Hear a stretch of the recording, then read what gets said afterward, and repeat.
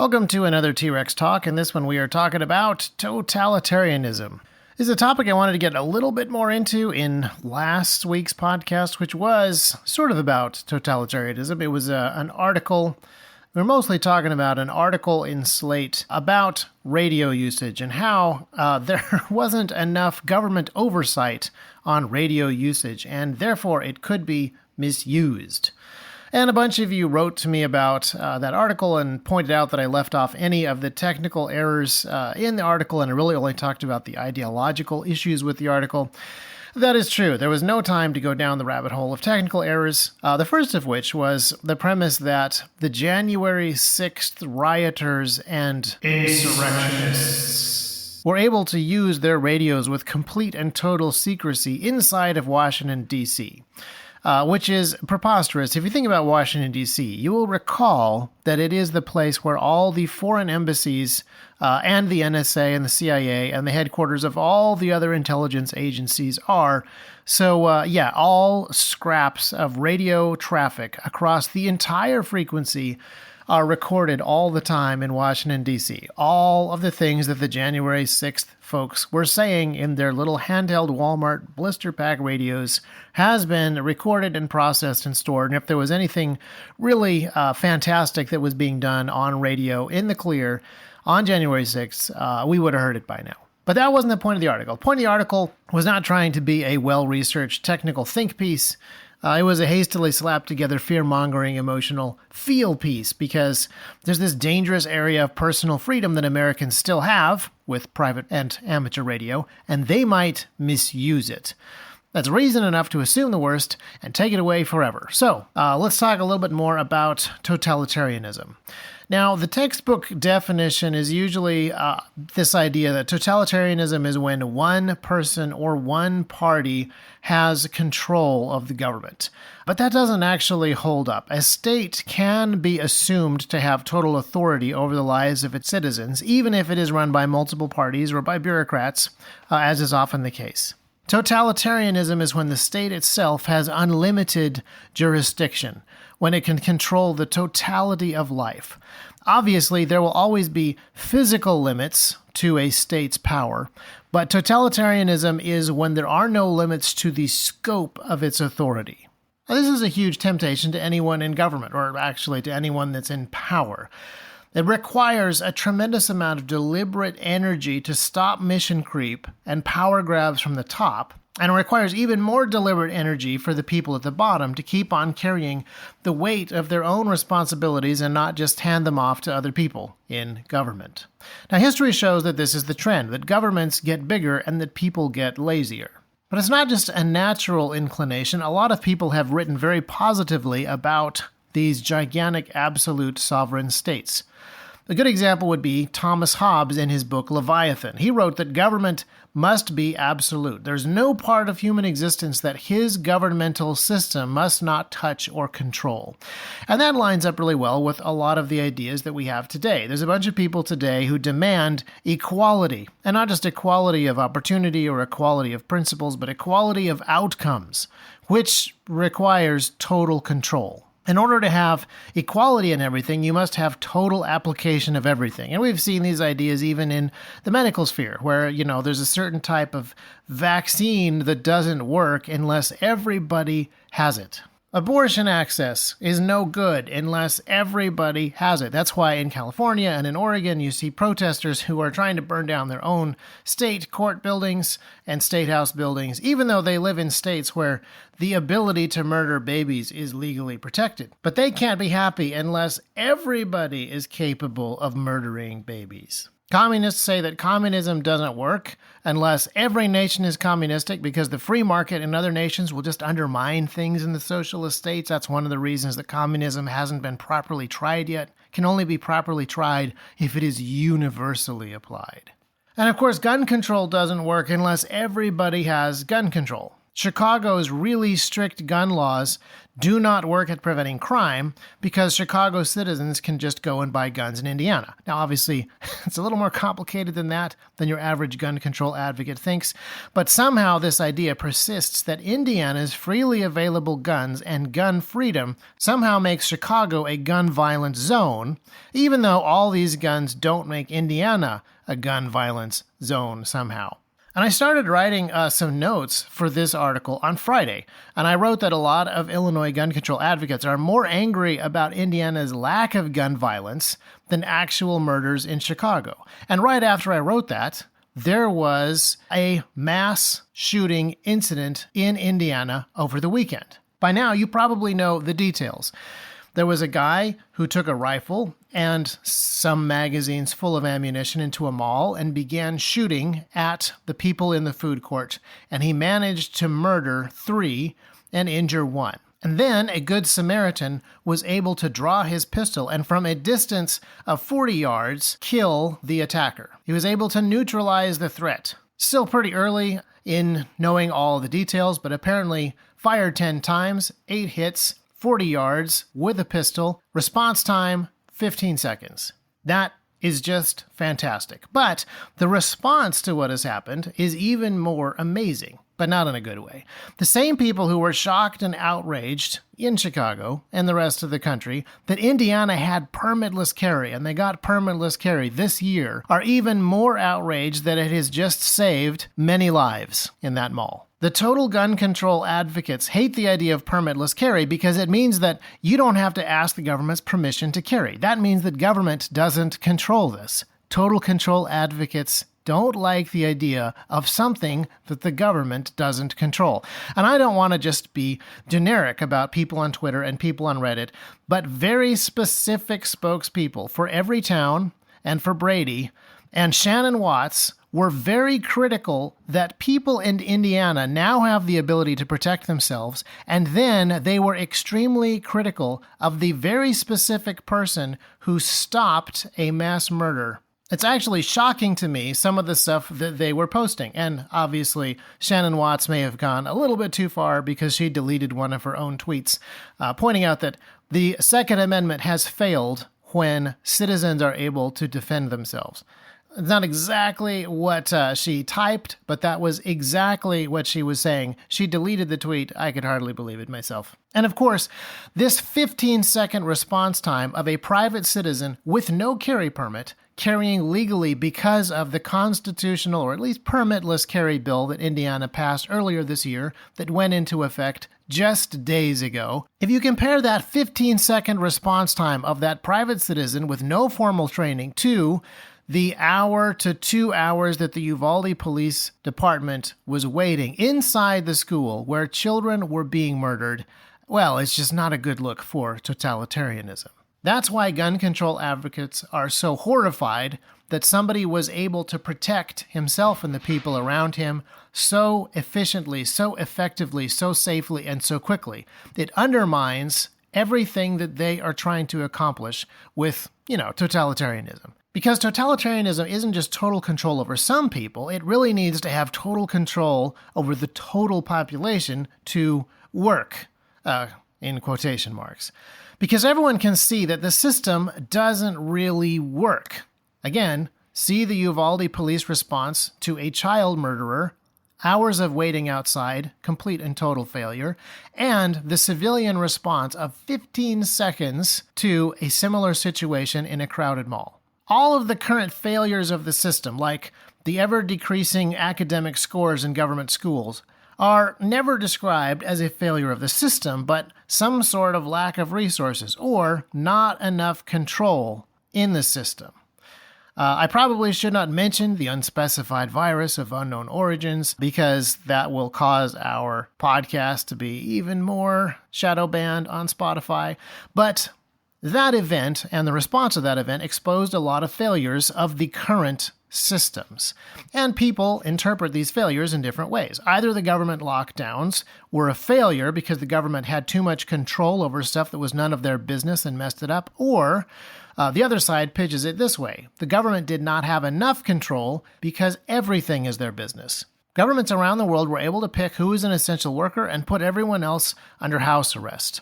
Now, everyone kind of agrees that total government would not be super fun. And so the argument is usually made that total government is totally necessary. That's why there's always talk about these massive, intractable problems like racism, gun violence, income inequality, viruses, planet-wide climate change. They require total control to fix. Even the book Leviathan assumes this. Thomas Hobbes' case is that an absolute sovereign is the least bad way to deal with people. Now, he famously had a pretty dim view of human nature. Some people blame John Calvin for that, but Calvin and Hobbes didn't actually have a whole lot to do with each other until the comic strip. But this idea that governments need more power and more authority continues even though the failures are really obvious. And countries where this idea that the government has total responsibility end up being much more heavy-handed in government. So, for example, the first COVID lockdowns in Uganda made it a crime for non-emergency vehicles to be out on the road, period. I personally have friends in Uganda that had to pay ambulance drivers to go get them groceries or they would have starved. I have friends in Victoria, Australia, who have been arrested for incitement because they left their homes or because they criticized government policy or because they started political parties that would limit government. And the penalties for incitement go all the way up to life in prison. Now, in America, we have more obstacles to a totalitarian government than most other countries. We have the Bill of Rights, and we have an ongoing expectation in this country that citizens have rights. But gradually, we have lost the idea that rights pre-exist. The government has gradually taken on more and more responsibility to the point that a lot of folks now believe that rights come from the government. So, among the state's total responsibility to manage your life is the responsibility to grant you your rights, when they make sense. Now, once a population believes that the state is so sovereign, so absolute, so totally responsible that it is the one that grants rights, that state has taken on a lot more authority and will begin exercising a lot more actual physical power over its citizens. That is why Australia is now punishing people who question the state. That is why Australia is now punishing people who film protests against the government. That's why they're now punishing people who start new political parties with the platform of decreasing government power. That is treasonous to totalitarians.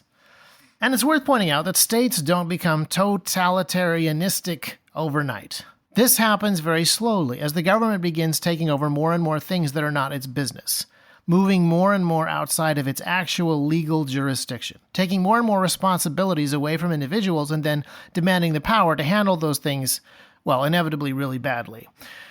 The assumption that government has ultimate responsibility takes root in people's minds long before the government has any actual ultimate physical power. When the state owns education, that's when things start to get really bad. When the state is able to educate all future voters, future politicians, and future bureaucrats, this idea gets very firmly rooted, and then it becomes very hard to push back against. And the proponents of totalitarianism are very annoyed by outliers, no matter how small the group of outliers actually is. Even though this tiny group of outliers may be no real threat to the actual physical state, they are a very real threat to the idea. A single 22-year-old man in a mall in Indiana is able to completely destroy the idea that formally trained, tax-supported, officially badged police officers are going to be better at protecting you than your own friends and neighbors. Gun control advocates are hopping mad because that idea has been critically damaged. Homeschoolers are another dangerous outlier. There's somewhere between 2 and 4% homeschoolers out there, which is not very much, but they're very dangerous because for decades they have been proving that not only do you not need the government to educate children, but that average moms and dads can do a better job. And the number of homeschoolers doubled during 2020 and 2021 because the system failed so hard during lockdown season that a bunch of people wanted to get on board with this idea. Now, I predict a greater crackdown on homeschooling in the coming years.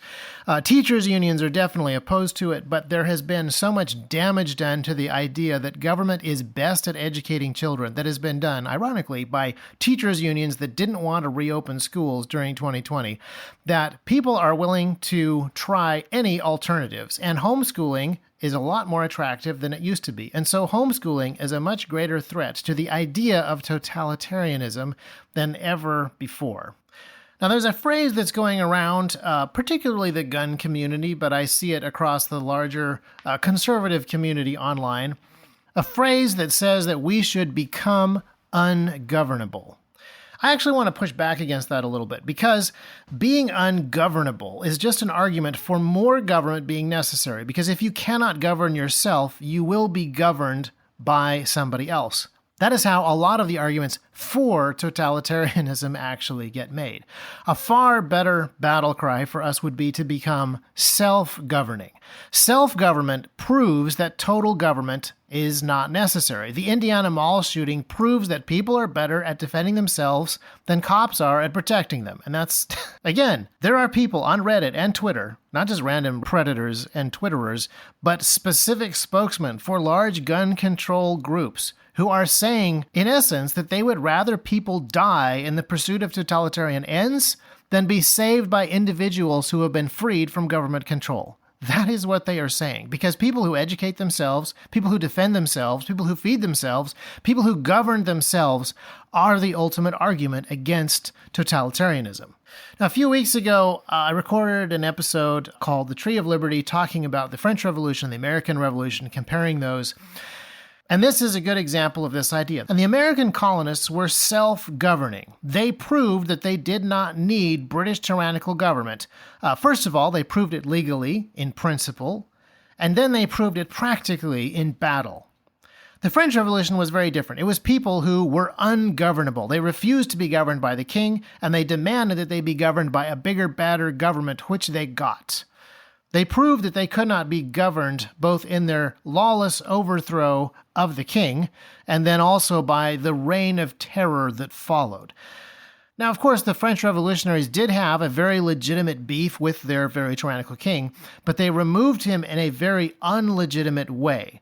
I've said this before, if you remove a tyrant justly, you get less tyranny. If you remove a tyrant unjustly, you get more tyranny. Now, today, a lot of us talk about the American and French revolutions as if they are the same, and they certainly had a few things in common. But even though they're treated as very similar events by a lot of historians, they were, in the ways that matter most, complete opposites. Yes, they were people resisting their own governments, but one of the groups resisted a king using the lower magistrates and elected officials and laws that were on the books. The other just killed as many of the old guards as possible. One of these revolutions was lawful, one was not. One bore incredibly good fruit, the other bore horrifically bad fruit. One was entirely predicated on restoring the rule of law and forming a legal framework that would limit the size of government, and the other was just to eradicate everything that had come before and build a bigger, more giant government that could take care of everybody because it would have literally no limits. The French revolutionaries changed literally everything that had come before. They even threw out the old calendar, started at year zero, the whole bit. The only thing they kept from the previous regime was the tyrannical rule started by the monarchy. The idea that it is the government's responsibility to take care of the people, get rid of the inconvenient ones, and continue to grow in its power and might endlessly. Obviously, the results were not pretty. Now, today we're wrestling with a lot of these same ideas. There's a lot of arguing about Republican versus Democrat, liberal versus conservative, but I posit that there's basically only two sides, those that want government to be bigger and those that want government to be smaller. Those that want government to have limits, those that want government to be unlimited in its scope and in its authority. Unfortunately, we are at this moment still in an ideological war between these two ideas, for the most part. Now, ideas have consequences, and in many ways, the idea that the state has total authority is far more terrifying than a state that actually has complete physical control. A people who believe that their civil state is sovereign cannot be free. A people who believe that the state is absolute in its authority and unlimited in its jurisdiction will suffer horrific consequences from that government. The good news is that when it is simply a war of ideas, those outliers who can demonstrate their ability to govern themselves have tremendous power at disproving the totalitarian arguments. So, this was a shorter episode this week, but I do kind of have a homework assignment. I want you to consider, what is your standard for declaring that government has limits? What arguments can you make for the limited jurisdiction of a finite civil state? This is a much better way to determine who you're going to vote for in the midterms than basic party lines. Figure out your standards for limited government and then go out and be self-governing.